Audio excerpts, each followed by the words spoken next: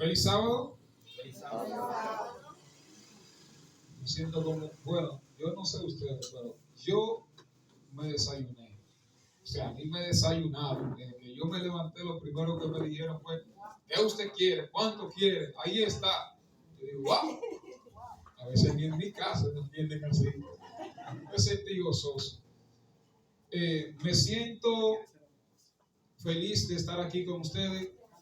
La iglesia remanente 1, o sea que hay un 2 también, ¿verdad? Piensan hacer un 2 en un futuro. Bueno, pues eso está muy bien. Yo me siento gozoso, para mí es un privilegio, un placer estar aquí compartiendo con cada uno de ustedes. Y hoy iniciamos a compartir por medio de la palabra para durar una semana completita con ustedes. Así que acostúmbrense a mí, yo me voy a acostumbrar a ustedes, acostúmbrense al pastor también que estará aquí con nosotros y vamos todos a estar juntos, unánimes, y vamos a hacer un trabajo en el cual Dios se sienta como glorificado. Dígale, glorificado. Glorificado. Vamos a orar antes de empezar en esta mañana. ¿Qué le parece? Amén. Oramos. Eterno Dios, gracias por tu amor, por el privilegio que nos otorga de hablar de tu palabra. Gracias, Señor, porque a pesar de los problemas y de las dificultades, tu Espíritu Santo aún sigue atormentando nuestra mente, nuestro corazón, y diciéndonos que debemos de predicar, que debemos de cumplir la misión para que usted venga pronto y estar contigo todos juntos unidos en el reino de los cielos. Amén. Vamos a abrir tu palabra, Señor, y es por eso que pedimos, Padre Celestial, que tu presencia siga acompañándonos. Que este hombre que está aquí, que se llama Emilio Fernández, sea despojado y que tu Espíritu Santo tome el control de su voz, de su pensamiento, y que tu Espíritu sea el que hable a la iglesia. Amén. En el nombre de Cristo Jesús. Amén. Amén. En esta mañana, queridos hermanos, amigos, visita, personas que nos escuchan, allá sí, el que está en su casa, el vecino. En esta mañana vamos a hablar de una iglesia viva. Este es el tema. Una iglesia ¿cómo? Viva. Así que dígale al que está a su lado, codelo, dígale, yo soy la iglesia viva. Yo soy la iglesia. Pero dígale, con más fuerza. Dígale, ahora póngale algo más, querido. Vamos a hacerlo como con un signo de orden. Vamos a ver. Si yo le digo a usted, dígale, yo soy la iglesia viva, usted le va a decir eso. Yo soy la iglesia viva. Y después yo le voy añadiendo algo más y usted, para que usted vaya entrando, ¿verdad? Y vayamos socializando. Así, repítaselo otra vez, dígale, yo soy la iglesia viva. Yo soy el remanente de Cristo. Y pronto estaré con Él en el reino de los cielos. Amén, gloria a Dios. Vamos a estudiar. Me gusta que todo aquel que tenga Biblia me acompañe, porque como dije en mi oración, quien va a hablar aquí es el Espíritu Santo, no soy yo. Y me gustaría que me acompañaran a Apocalipsis capítulo 3. Apocalipsis capítulo 3, del versículo 14 en adelante. Pero antes de leerlo, ustedes saben que allí habla del mensaje a la iglesia Laodicea. Y muchos se preguntarán, ¿por qué el tema es una iglesia viva cuando el mensaje que el ángel le da a la iglesia Laodicea es a una iglesia que está ¿cómo? Que está muerta. Entonces, vamos a ver primero, vamos a conocer la historia. El mensaje a la iglesia Laodicea. La Odisea, en primer lugar, es una ciudad. Es una ciudad que se encontraba en el medio de las ciudades de Colosas y Hierápolis. Esta ciudad de la Odisea quiere decir pueblo juzgado o pueblo que está siendo juzgado. El mensaje de la iglesia Laodicea es el mensaje histórico culminante de la historia del pueblo remanente de Cristo Jesús. El mensaje a las 7 iglesias del mensaje de Apocalipsis demuestran las 7 etapas diferentes por el cual la iglesia remanente de Cristo ha pasado. Desde Éfeso, Pérgamo, Tiatira, Sardis, Filadelfia. Y en todas las etapas de la iglesia, siempre ese ángel que es Jesucristo encuentra algo bueno de qué decir de esa iglesia. Pero en el mensaje a la iglesia de la Odisea, nosotros como adventistas, nuestra creencia asume que el mensaje de la iglesia a la Odisea es el mensaje que se aplica a la iglesia adventista a partir del 1844. ¿Cuántos lo creen? Amén. Ok, si lo creen está bien, estamos aquí. Entonces, ese pueblo que está siendo juiciado, que está llevando a cabo un juicio, es el remanente de Cristo, que es su iglesia. Amén. La ciudad de la Odisea se caracterizaba por 2 cosas. En primer lugar, se caracterizó porque era un centro comercial en los días de Juan el Bautista. Esta ciudad, allí se hacían lo que eran las ropas de lana fina.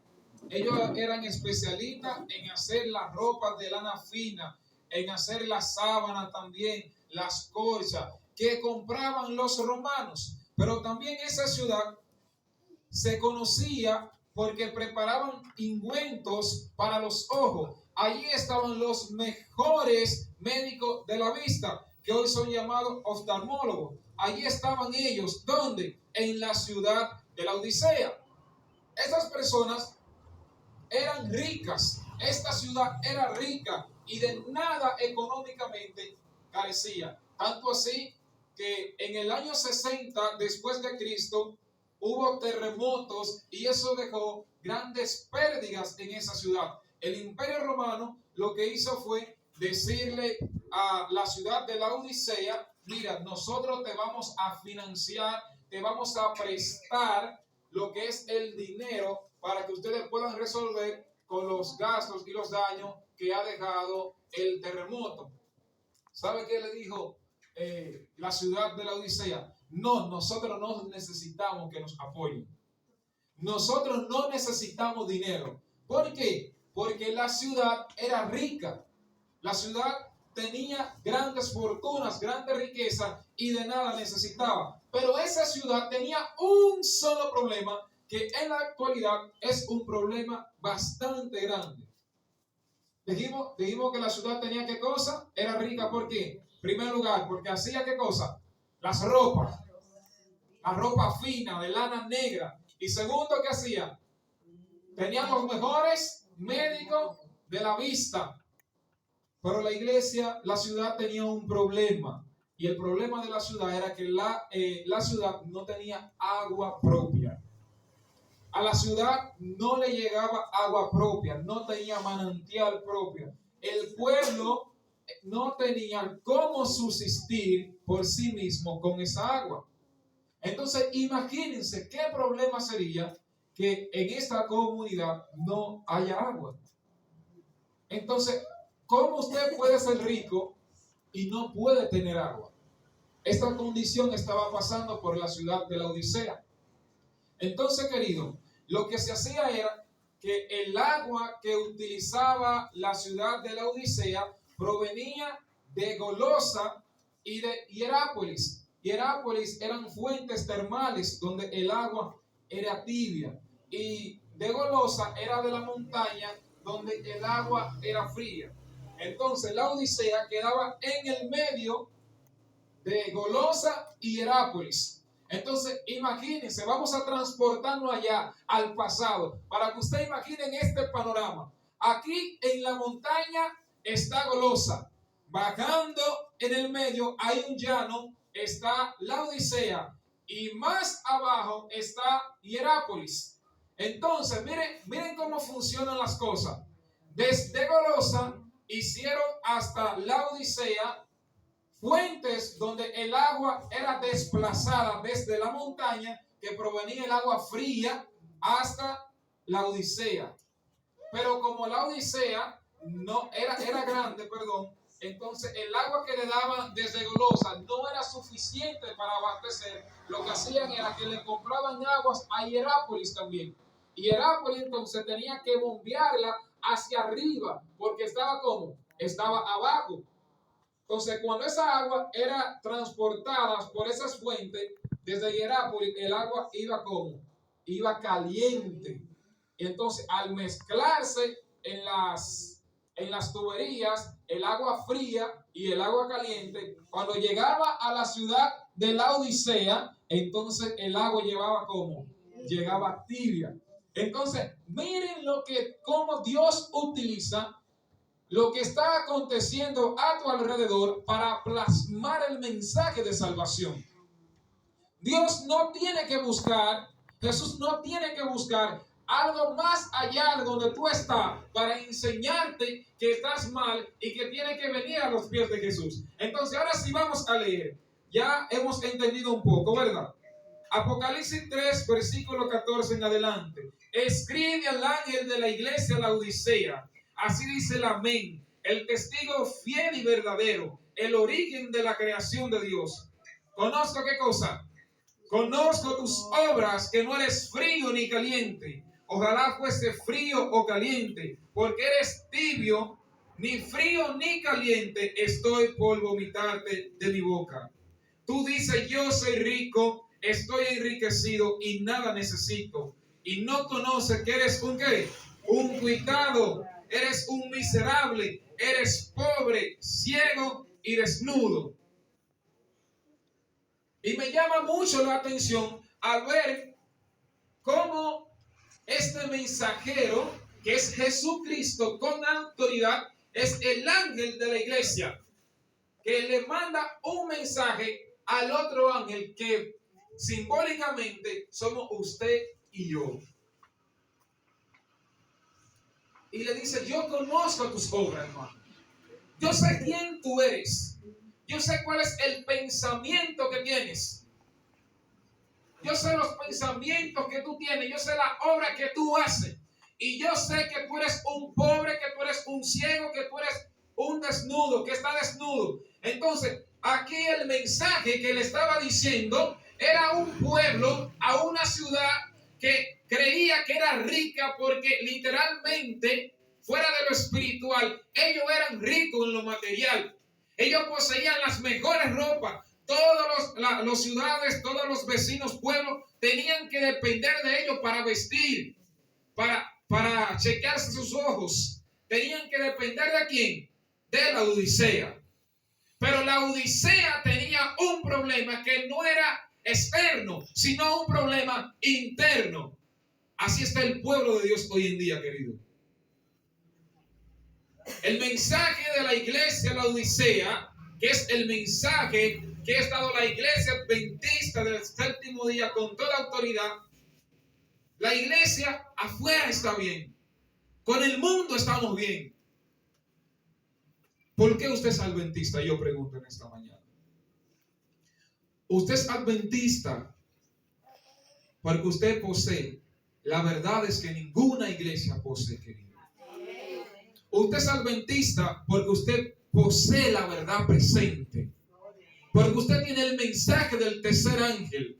Usted es adventista porque usted cree en el advenimiento de Cristo Jesús. Usted es adventista porque usted tiene el mensaje pro salud. Usted es adventista del séptimo día porque usted cree en el juicio investigador. Usted es adventista porque usted cree en el santuario celestial. Usted es adventista porque usted cree en el Dios Padre, en el Dios Hijo y en el Dios Espíritu Santo. Por eso usted es adventista del séptimo día. Y con el mundo nuestra creencia está bien. Pero el mensaje que Dios le está dando al pueblo de la iglesia, la Odisea, es que en su interior está mal. Porque creemos que somos ricos, que tenemos todo, porque tenemos todo lo mencionado que ninguna iglesia posee, querido. Somos ricos en conocimiento. En la Edad Media nos llamaban a nosotros las personas del libro negro. nosotros como adventistas éramos las personas que leíamos más la Biblia. Nosotros teníamos la verdad, ¿dónde? En la cima. Y cualquier conquistador podía memorizarte la Biblia y con eso evangelizaba. Y eso hace que nuestra iglesia sea diferente a la demás. Que nosotros no hablamos de lo que escuchamos, sino de lo que leemos, de lo que estudiamos en la santa palabra de Dios. Dios quiere en esta mañana que su iglesia, que es el remanente, aprenda a volver al pasado. A que sea el remanente espiritual de antes. Por eso dice, por lo tanto, te aconsejo que compres de mí oro afinado en fuego para que seas rico, vestidos blancos para cubrir la vergüenza de tu desnudez. Y yo digo, pero ¿cómo, Señor? Es que al Señor no le interesa cómo está tu apariencia con el mundo afuera. Al Señor no le importa cuán bien te ves afuera. Al Señor lo único que le importa es cómo está tu interior con Él. ¿Cómo está tu corazón con Cristo Jesús? No puedes predicarle a otro si dentro de ti no posees a Jesús, no posees el Espíritu Santo. Entonces, la iglesia viva que Cristo quiere que la iglesia sea, es aquella iglesia que se deleita en predicar, aquella iglesia que canta, aquella iglesia que ora, aquella iglesia que ve la necesidad de sus hermanos, la necesidad de los vecinos y se proclama como una iglesia viva porque tiene a Cristo Jesús. Porque ha escuchado el mensaje de salvación, hermano. Yo quiero que vayamos a Hechos, capítulo 2, versículo 43 en adelante. Allí la iglesia primitiva estaba pasando por los mejores momentos en el cual nosotros tenemos que volvernos y pasar hoy en día. Hechos capítulo 2, versículo 43 en adelante. Allí se está redactando lo que es la primera comunidad cristiana. Recuerden que después de la muerte de Jesús, Pedro se para y con toda autoridad, Dios le había dicho antes, Jesús le había dicho antes de morir, que estuvieran juntos, unánime. Por lo tanto, ellos fueron al aposento alto y allí se perdonaron. Allí el que tenía algo, un sentimiento mal con el otro, le dijo, mira, a mí no me gusta cómo tú haces las cosas. Vamos a ponernos de acuerdo porque necesitamos la presencia del Espíritu Santo, y donde no hay unión, el Espíritu Santo no puede ser derramado.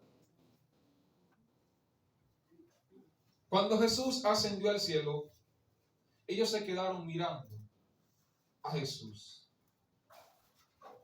Y dice la Biblia que dos varones con ropa resplandeciente, o sea, dos ángeles, vinieron y le dijeron a los discípulos, varones Galileo, ¿qué estáis mirando al cielo? Si ese mismo Jesús, así como ustedes lo han visto ir al cielo, así mismo volverá. Los discípulos se sentían turbados. Los discípulos estaban ¿cómo? Turbados. Porque se había ido ¿quién? Su maestro. Y ellos estaban ¿cómo? Ellos estaban solos. Pero inmediatamente Jesús se fue. Jesús le dijo que no lo iba a dejar solo, que Él se iba a ir, Juan capítulo 14, a preparar un lugar para ellos, y que no iban a estar solos, sino que iba a darle ¿a quién? Al Espíritu Santo. Por lo tanto, para que los discípulos, los apóstoles pudieran recibir al Espíritu Santo, necesitaban estar unidos, y todas las cosas tenían que tenerla en común, con un mismo propósito, para cumplir un objetivo, que fue la misión que Pedro lo hizo y que hicieron los discípulos. ¿Cuál? Predicar. Cuando Pedro se levantó, Pedro con poder recibió el Espíritu Santo, y allí ellos todos se recibieron, fueron llenos. Mientras oraban, fueron repartidas lenguas como de fuego sobre ellos, y recibieron el poder del Espíritu Santo. La palabra poder allí es traducida en griego como dinamos. Allí recibieron algo que es como una dinamita, es algo que no te deja tranquilo, es una inquietud que no te deja estar quieto. recibieron al Espíritu Santo y pudieron hacer milagros y prodigios. Aquí Hechos capítulo 2, verso 43 dice: el temor se apoderó de todos a causa de los muchos prodigios y señales que realizaban los apóstoles. El pueblo de Dios, el remanente de Dios, está diseñado para hacer milagros en la vida de las personas. Amén. Esta iglesia está diseñada por Dios para hacer milagros en esta comunidad. Amén. Para sanar a las personas que necesitan. Para llevar el mensaje de salvación. ¿Por qué la iglesia no lo está haciendo, querido? Es porque la iglesia tiene que volver ¿a qué? Al primer amor. Es porque la iglesia tiene que volver al primer amor. En esta semana de evangelismo, de campaña, la iglesia hoy, este día, tiene que volver al primer amor. Para cuando salga en la tarde con ese primer amor ferviente, entonces pueda tener algo en su corazón que darle a las personas que va a invitar. El temor se apoderó de ellos, no fue el miedo, sino fue la reverencia hacia Dios. Fue la conciencia pura y limpia de entender que Cristo Jesús en ese tiempo había muerto, pero que también había resucitado. Y ellos entonces entendieron que debían de ser como reverentes, que tenían que darle gloria a aquel que había muerto, pero que también había resucitado. ¿Cuántos dicen amén por eso? Todos los creyentes estaban unidos y tenían todas las cosas en común. Una iglesia viva es reverente. Una iglesia viva tienen todas las cosas en común. Tienen todos un mismo principio y todos tienen un mismo objetivo. ¿Cuál es el objetivo? Predicar. Cumplir la misión. Es el objetivo de Cristo en todas las etapas de su iglesia y siempre lo será hasta que Él venga. El objetivo de la iglesia adventista es anunciar las virtudes de aquel que nos llamó, que nos sacó de las tinieblas y nos ha puesto en luz admirable para alumbrar a aquellos que están perdidos. El verso 45 dice: vendían sus posesiones y bienes y los repartían a todo según la necesidad de cada uno. Voy a hacer énfasis aquí, querido. No sé si tú eres de los hermanos que te preocupas por saber cómo está tu hermano. A veces llega Juan a la iglesia, vamos a poner un ejemplo. Y Juan es el hermano ferviente, y Juan es el hermano que predica, Juan es el hermano que siempre está atento en las programaciones y todo. Y ese día Juan no vino a la iglesia. Pero tampoco la iglesia fue donde Juan. ¿Dónde está Juan? Qué raro que Juan no vino. Nadie llamó a Juan. ¿Qué pasó? Pero también hay otra hermana en la iglesia, por ejemplo, que no tiene esposo, no tiene trabajo. Necesita un hermano que vaya y se conduela de ella y que ame a su prójimo como a sí mismo y le dé una ración de alimento, o le dé los 200 pesos, los 300 pesos del gas, o le dé el pasaje para que la hermana salga a buscar trabajo. La iglesia tiene que dolerse. ¿Dónde están los hermanos que cuando se hace la Dorca, que es yo digo que la Dorca, el ministerio de Dorcas, hermano, tienen Dorcas aquí. El ministerio de Dorcas es el ministerio para mí más lindo que tiene la iglesia, porque es el ministerio que ve la necesidad de su iglesia y de su comunidad. Recuerden que Jesús, cuando predicaba, Jesús primero, ¿qué hacía? Lo sentaba y ¿qué más? Suplía las necesidades que tenían las personas y le daba de comer. Entonces las personas aceptaban el mensaje y las personas eran bautizadas.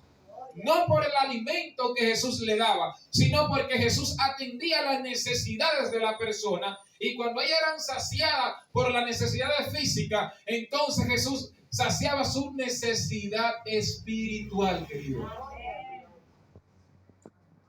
Dios quiere que la iglesia remanente abra los ojos y a partir de hoy atienda las necesidades de su comunidad y de su iglesia. Seguían reuniéndose, verso 46, cada día en el templo y en las casas partían el pan y comían juntos con alegría y sencillez de corazón. Hay muchos hermanos que a la iglesia no vienen, ni aunque lo arrastren. Hay hermanos que andan brincando de iglesia en iglesia. Un sábado están aquí, un sábado están allí, están en la central, están en otras iglesias. Y no tienen como ese afincamiento en la iglesia. La iglesia te necesita, querido. La iglesia necesita de tu presencia. Esa silla que está ahí es para que tú la ocupes. Si tú no la ocupas, los ángeles la ocuparán. Pero el ángel quiere que seas tú que la ocupes. Porque el cielo se complace cuando las personas se reúnen todos para alabar y glorificar el nombre de Dios. Es bonito cuando la iglesia comparte y esta enseñanza de almorzar juntos los sábados, de hacer un retiro espiritual, esas actividades que mantienen a la iglesia junta. Eso es lindo. Eso mantiene a la iglesia unida. El hermano trae habichuela, yo traigo arroz, usted trae lentejas, y todos comemos de las cosas diferentes que traen los hermanos. Eso hace que los hermanos estén juntos en armonía. Y eso es lo que Dios quiere que sea. Dios quiere que se haga eso, hermano.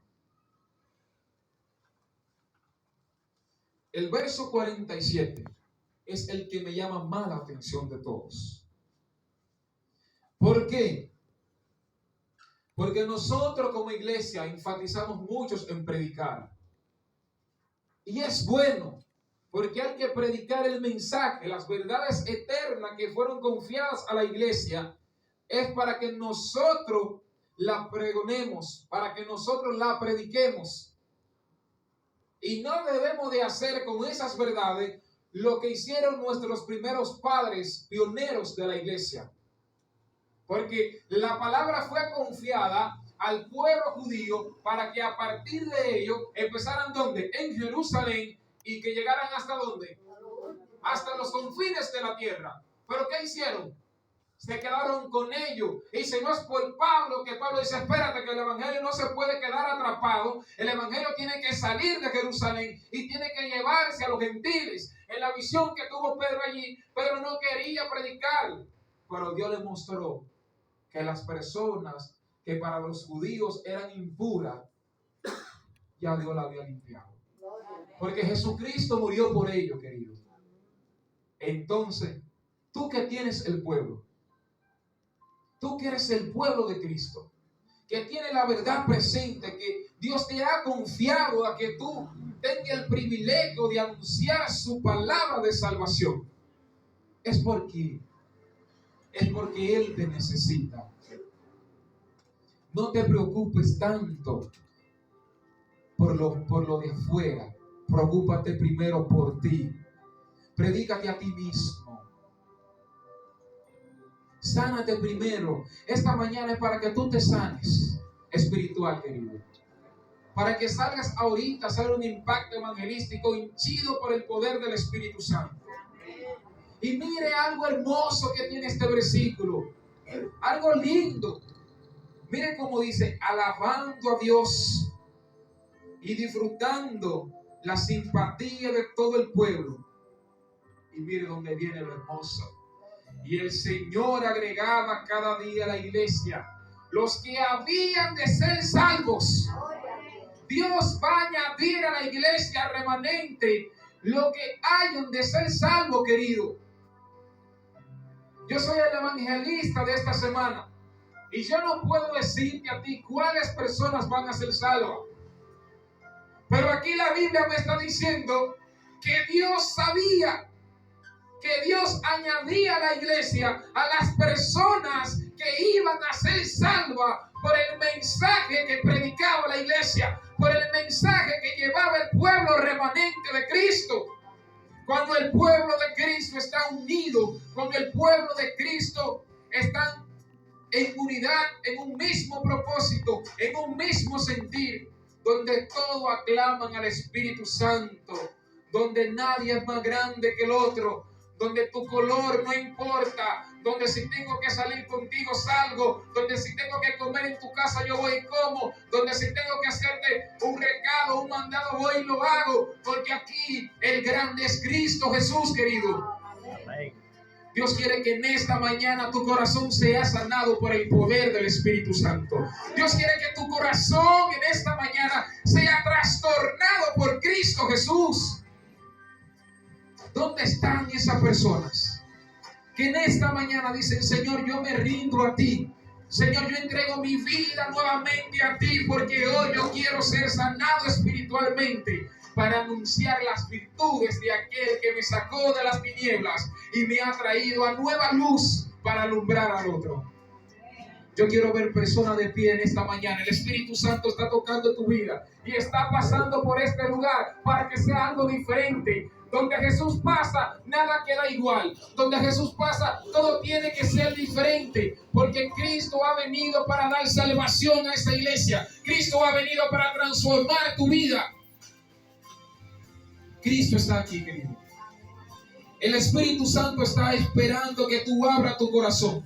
El Espíritu Santo está esperando que tu corazón sea abierto para él entrar. Yo estoy a la puerta y llamo. Si alguno escucha mi voz y abre la puerta, yo entraré a su casa. Cenaré con él y él conmigo. Qué hermoso es, querido. Tú no sirves a Dios de gratis, porque el versículo sigue añadiendo: y al que venza le daré la corona de la vida eterna, y que se sienta ¿dónde? Conmigo en mi trono, así como yo me he vencido y como me he sentado en el trono de mi Padre. Yo quiero orar en esta mañana por la comisión que va a salir a proclamar el mensaje de salvación. Yo quiero que pasen aquí adelante aquellos que fueron comisionados para esta obra de esta semana. Aquellas personas que necesitan que Dios instruya su corazón.